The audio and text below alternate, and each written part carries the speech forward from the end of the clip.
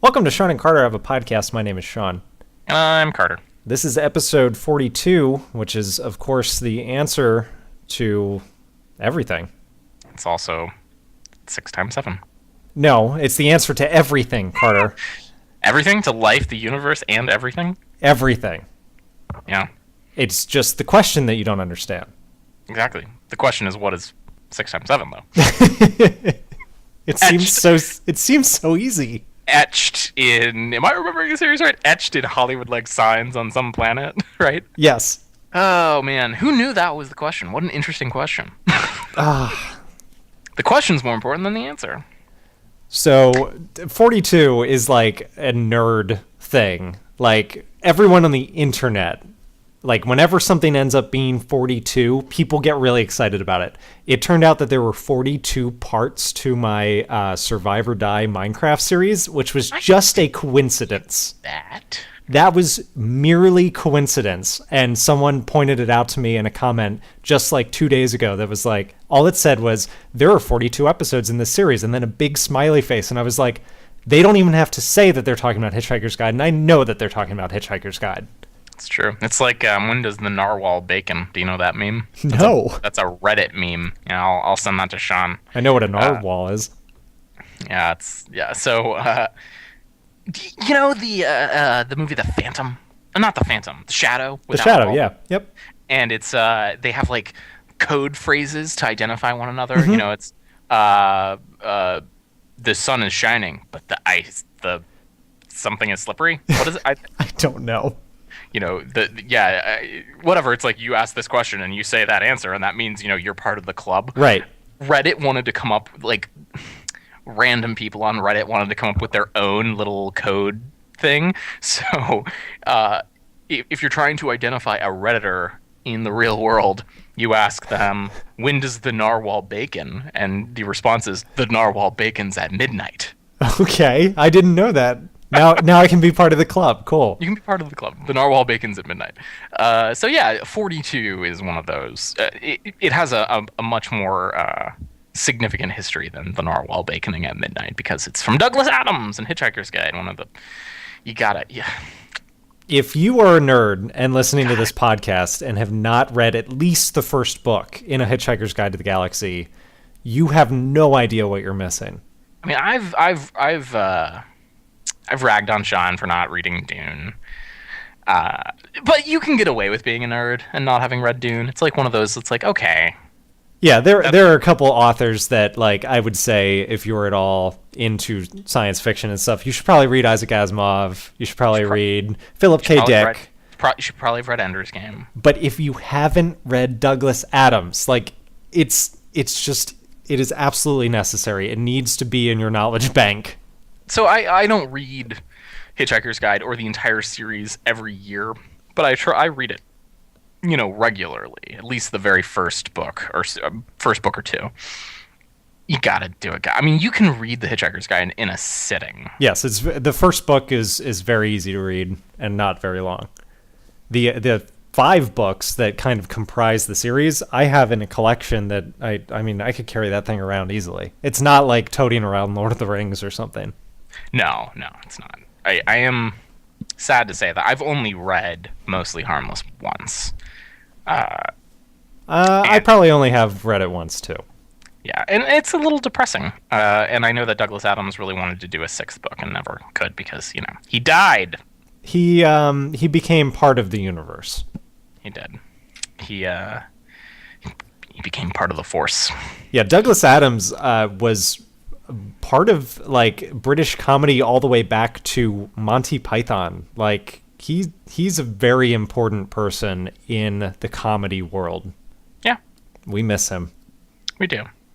There's a great book of his nonfiction called Last Chance to See, which I would recommend. It's about him exploring parts of the world and species that might go extinct. I think it was written in like 1990, so some of those species probably have gone extinct. It's probably time for them. And it became a BBC. I think it was like a radio thing, and they made it into a book, and then it finally was a a TV series on BBC that he did with who else? Stephen Fry. Okay. Man, I love that guy too. Yeah. It was recent. I mean, it was after Douglas died. They did an actual TV thing, and Stephen Fry was responsible for that. So we miss Douglas Adams. Miss Steve Jobs. Miss a lot of people.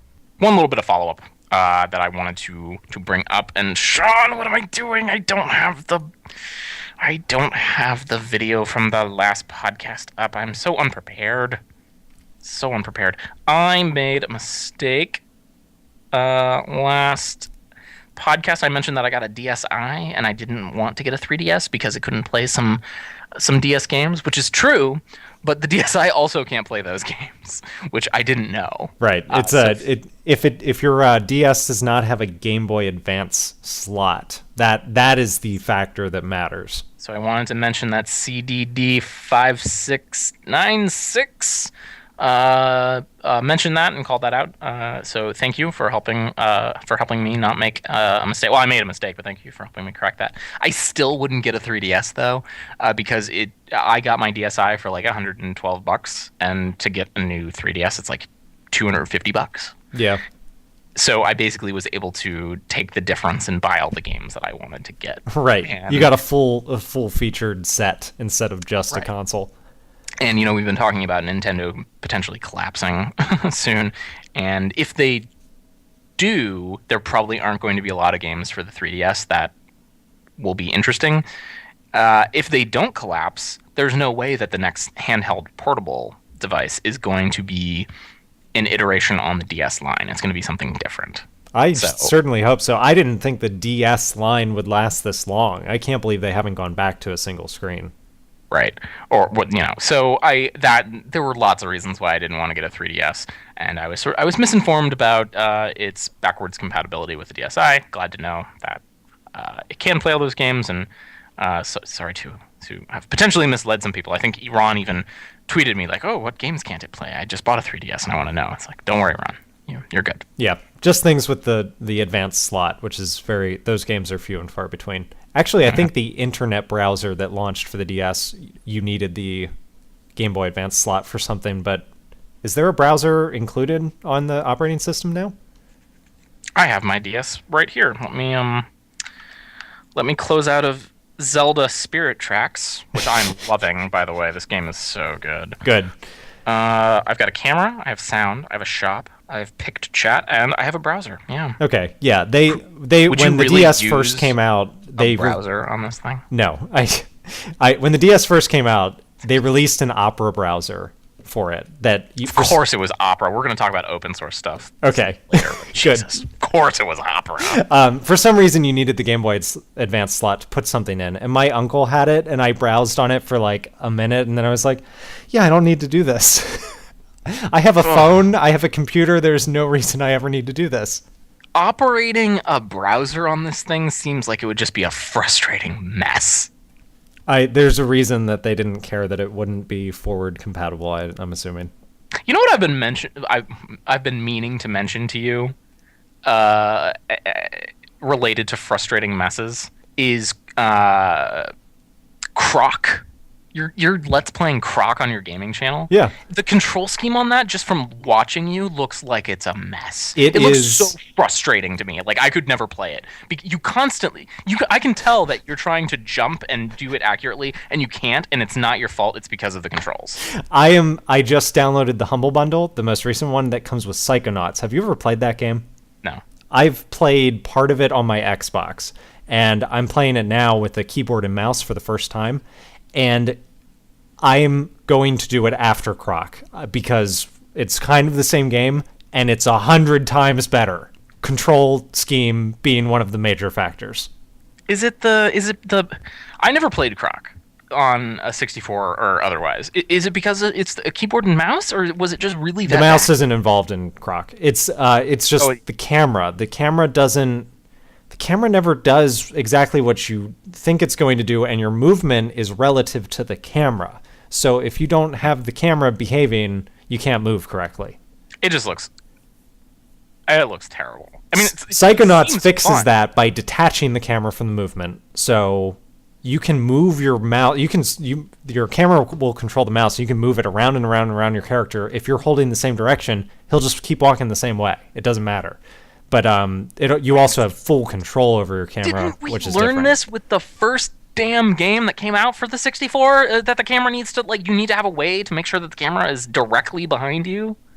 I guess not Mario every 64? Studio learned that at the same time. Anyway, sorry, Croc. It's all right. They went out of business. Shocking. Well, you know who's not going out of business is Apple. Not anytime soon, for sure. $100 billion. They could coast on that for a long time. Shawn wanted to talk about these Siri ads. I've been actually really hesitant to. You've wanted to talk about these for a long time. Well, I wanted to talk about these Siri ads because we talked about the Rock God ad and how much we didn't like it. Horrible ad. And I feel like these new 3 Siri ads, which will be in the link dump, all feature celebrities. I feel like these are way more in line with what we expect from an advertising campaign from Apple. Mm-hmm. And I especially like it's got John Malkovich in one, Sam Jackson in another, and Zooey Deschanel in the third. And the Zooey Deschanel ad has spawned a Twitter account called @ZoeSiri. And it's just things that Zooey Deschanel, or at least what we think of Zooey Deschanel, would ask Siri. So things like, Siri, why isn't TV Guide more popular? Siri, find me a list of exercises to do with a scrunchie. Like she does say some pretty weird things in that ad, and I love this account. It's already got 22,000 followers. That ad has been on for not even a month, I think. It didn't even air very widely. It most of its life was on the internet. I've seen it. I think I've only seen it on Hulu or something. Yeah, it was targeted at Verizon and Sprint users apparently. And I think the idea being that, so like AT&T is in business right now because of the iPhone. And Verizon and Sprint, it's still not making up huge, like the same type of share that AT&T is. So I think that they're trying to pimp this awesome feature of the iPhone to people on Verizon and Sprint, so they might switch. Mm-hmm. And I have something to say about that. I do think the ads are very good, but I'm concerned about the ads. The ads themselves are great. The John Malkovich ad is brilliant. John Malkovich. He just asks one-word questions. Oh my god. I love John Malkovich so much. I love John Malkovich so much, too. I forget what food he asked, but he's just like, pizza? And it's like, here are places where there's pizza nearby. And then he closes with, joke? And Siri says, 2 iPhones walk into a bar. I forget the rest of the joke. And then he's like, he says, that was funny. And then Siri says, was it something I said? And he says, yes. I expect, like, Zoe, I feel like she's kind of playing a character. For some reason, I expect John Malkovich to actually be like that. If I met him in real life, he would be exactly like that.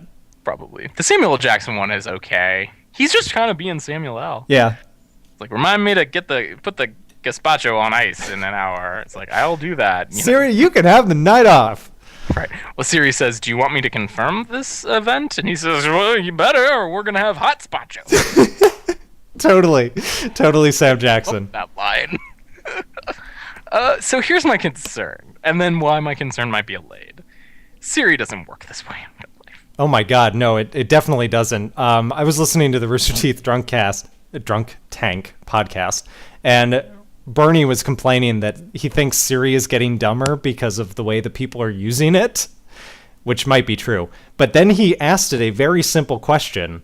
He said, Siri, what time is Jersey Shore on? And it said, the time in Jersey, and it gave him the time in Jersey, England. The current time. What? So it didn't even get that he was talking about a TV show, Jersey Shore. Right. Like, I do not use Siri. I don't have an iPhone yet. I will in July. But ooh, I'd wait. But then the money. But then the money? Isn't the iPhone 5 going to be more expensive than the iPhone 4? They never are more expensive. They're always the same price. I've already waited so long. You can't wait a little bit longer for what will undeniably be a better phone. I'll reevaluate in July. You know what you should do? Wait until September, and the new iPhone will come out. The 4S will be cheaper. The 4S will be $100 cheaper in September. So maybe then you can make a decision between the new best phone, which is going to be probably $299 for the cheapest version, and then a 4S for $199. Okay, that is a valid point. You should wait. I'm gonna wait. My phone is dying. My home button is a mess. You have to push it really, really hard, and now something is you can tell that part of the internal has You've crushed something. I think that the IPS, the display, has separated from the glass, and if you touch the top part of the phone, you can feel this clickety clackety thing where it's oh, that's not good. And when you push the home button, you get this blossom of bizarre colors at the bottom of my screen because you're pushing it so hard. Your that phone you're, has cancer. Yeah, not only is my phone giving me cancer, but my phone itself has cancer. I'm sending Shawn a link on Skype to a post on a website.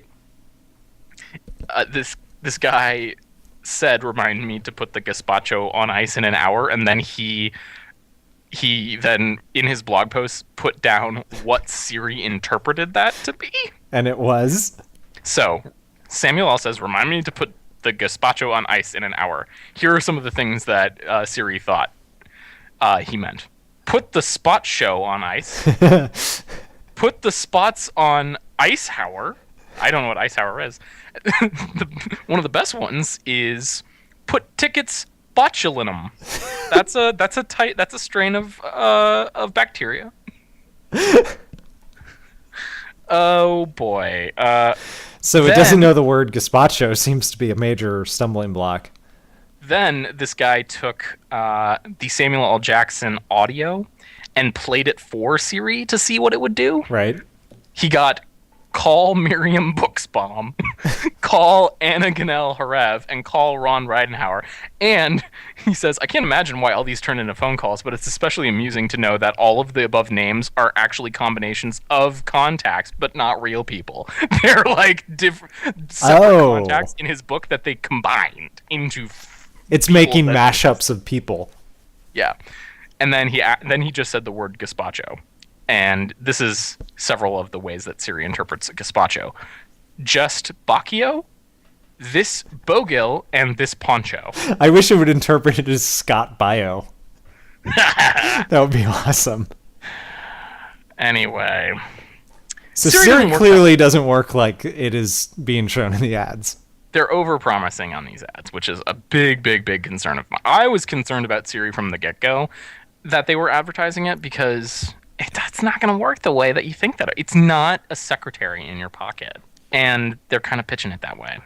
So the only good thing I can say is that at the All Things D conference Tim Cook was just at, he mentioned that there are going to be some big new developments on Siri. So hopefully they're going to turn it from a beta product into something that actually... He means they're putting it on the Apple TV. That's what everybody says. There's going to be an Apple TV. We all got to make our peace with that. We all know it. The only thing that I'm holding out for is that there's not going to be a 7-inch iPad or a 7-inch iOS device. I just don't want them to do that. Or a 4-inch iPhone. We can talk about that. I mean, it's pretty certain now that it's happening. That there will be a different display on the new iPhone, and what that is up for grabs. As long as I can do everything that I want to do and need to do on my phone with one hand, I'm fine with it. My dad has I think it's a Galaxy. He's got a phone that's got a 4.1-inch display, and I could not do that. I could not have that as my phone. No way. It's just way too big. I would just feel awkward with it. I would feel like every time I would pull it out, people would be like, what is that giant thing? Yeah, I don't know. I mean, the rumor mill is just at full. It's at 110% right now. And one of the more consistent rumors is that they're going to basically keep the same form factor, and there will just be more screen.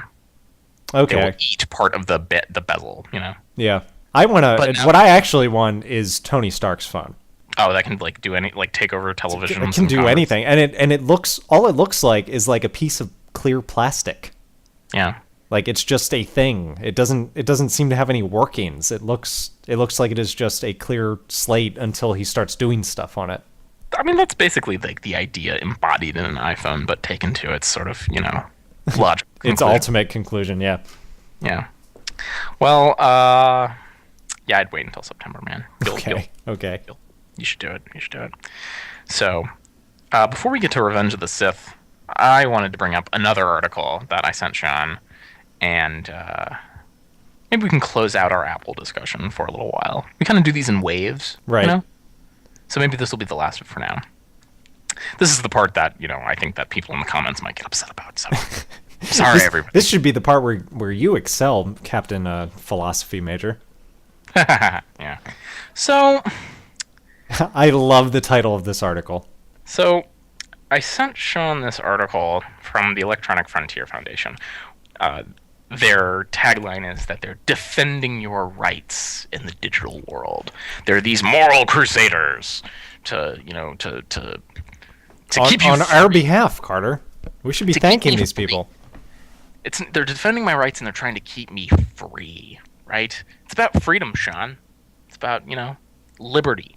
Mm-hmm. So the name of this article is Apple's Crystal Prism and the Future of Open Platform. Well, So- they're biting off all they can chew with that title. Yes, it's not just that Apple has imprisoned me, but that it's imprisoned me in a really pretty prison, and that this prison and Apple's motives are going to destroy the future. Yeah, they will inform the future of all events from here. I'm so glad that I read this article, Sean. I didn't realize that I was a prisoner. A prisoner. Your eyes have been opened. You've left the cave and seen the sun. I have. Yes, all of those things. Apple gave me the Ludovico treatment, and if someone was able to switch me back so that I can listen to Beethoven and not retch. It's like this is just the most. This I really wanted to talk about this because these types of articles come up all the time, and I feel that there's kind of two tiers of debate between Apple fanboys, iOS defenders, whatever, people who advocate the Apple platform, and then people who are against that. There's the top level debate that's like this, and then there's sort of like the debate that Elaine and you and I had a whole bunch of podcasts back. That's the legitimate debate, right? Elaine said she basically wants an iPhone that is not made by Apple because there are certain things that she wants and needs to do that she can't do on an iPhone. And that's fine, right? Right. Yes. Yeah, totally. I get you. Good. Like, accept that you want the functionality, and if you can't have it, you'll buy something else. You'll basically you'll take something that's not quite as good, but if you're able to do the thing that you want to do that you couldn't do, then you'll settle. I get that. As a sidebar, I would say that I think a lot of people who want that basically want to do that so that they can get illegally downloaded content onto their phones. But whatever, that's not you, Elaine. We're talking Elaine. about the other people. Talking about other people. It's like fine, my response to that would be, it's like you're not going to have. Basically, what you're saying in that circumstance is, I want an iPhone, but I don't want an app store, and I don't want any rules. I want a little computer that does what I want it to do. You want a totally general purpose computer. No special purpose computing. If you know who Richard Stallman is, he crazy neckbeard, open source, whack job who like composes music about, free and open platforms. If you can't do what you need to do on an iPhone, get something else. Yes, I'm with you there. When this debate gets into these moral tones of like, no, you're not free, Apple is putting you in prison, that's where I have to get off the, that's where it's gotten off the rails, and I have to like speak up and say like, no, like you're crazy. Like Apple, like did Apple like come to me with a gun to my head and make me buy an iPhone and put me in this crystal prison? No, of course not. And that's How do you know? maybe they did. I don't know. They Maybe erased your memory. I did get Ludovicoed. The problem with the kind of like broader debate is that people like me, who are trying to be honest and not just defend Apple in every situation, which I don't think I do, are saying that this is a preference, right? It has nothing to do with morality. It's it's like, yeah, you don't get a command line on your device and you can't do whatever you want with it. But in return, you get access to the iTunes store, to the App Store, and you get this totally cohesive, coherent experience that basically anyone can use. And, my grandfather could use he was 82 years old before he died. He could use my iPhone. He could use my iPad. And he had huge problems with other types of technology. And, what we're saying is like, yeah, it's a preference. And it's enabling a lot of people who couldn't use technology to use technology. And the flip side of it is that, yeah, you can't put your own custom Linux, instance on the phone. Is that like the end of the world? And these people are saying that, yes, it's the end of the world. Yeah, they're saying that Apple's taken away your choice to do that kind of thing. As if you as if there is supposed to be a choice. Is your right? It's my right, sir. How dare you? I'm going to take my glove off my hand and slap you across the face. It's this. The tone of these blog posts and these comments. You see this in comments on YouTube videos all the time. Like YouTube and Reddit is sort of it just exposes the raw id of the internet. Like this. People feel free to just pour out the complete raw version of what they're thinking without any, qualifications or sometimes without any thought whatsoever. You see this all the time. It's just like, what do you mean sometimes? All the time. 99%, except on our videos. Our videos are the only ones that get like good comments. Because we have a really good audience. And that's true. It's like if you don't have a good audience that you've like curated over time, your videos are just gonna get like the worst comments in the world. People say the worst things. You see this all the time. It's like Apple isn't open and Android rocks because I can sideload any application that I want and I don't have to I don't have to use the App Store with its rules and its regulations. And the example that I'm going to give is that what Apple is doing by Apple thinking about designing the entire experience, they're making a kind of special purpose computer. Mm-hmm. And that's the thing that the other side of this debate can't stand. It's like, no, it should be a general purpose computer. Well, they're making a very particular type of special purpose computer that can do almost everything that a general purpose computer can't. But they've shaved off the rough parts, the stuff that's going to confuse people. And it's like a watch. It's built like a watch, and it's designed to do one thing well, or maybe 199 things well. Yeah, but they're all one thing. They are the iPhone experience. Right. So what I would come back at is, what if there was no Mac OS, and what if there was no Windows? Would you really want to live in the world where the only thing you could get on your device is some random Linux? Is that that's what these, for these people who want all open platforms everywhere, no custom, APIs, no, like, I want to get down to the bare metal. It's like, you really want FreeBSD is the consumer operating system? Like, apparently. And like that would enable most people to interact successfully with computers. That's crazy. I think the biggest problem is that these people are arguing for something that most consumers don't want and couldn't use. And that's why the iPhone is not aimed at these people. It's aimed at all of those consumers who do want those things. It's like the Wii, it's trying to get more people to be able to do this thing that they couldn't do before. I mean, I think that these arguments are eventually very reductive in that, if you just, open platforms, you have to have an open platform. Well, why this open platform over that open platform? Isn't there some tyranny about my liberty if I'm using, FreeBSD over, some other version of Linux? I mean, doesn't it eventually fall apart into a point where it's like the only thing that people should get are CPUs, You just get hardware. and you build up You your figure it out. right. That Here you go. This is your problem now.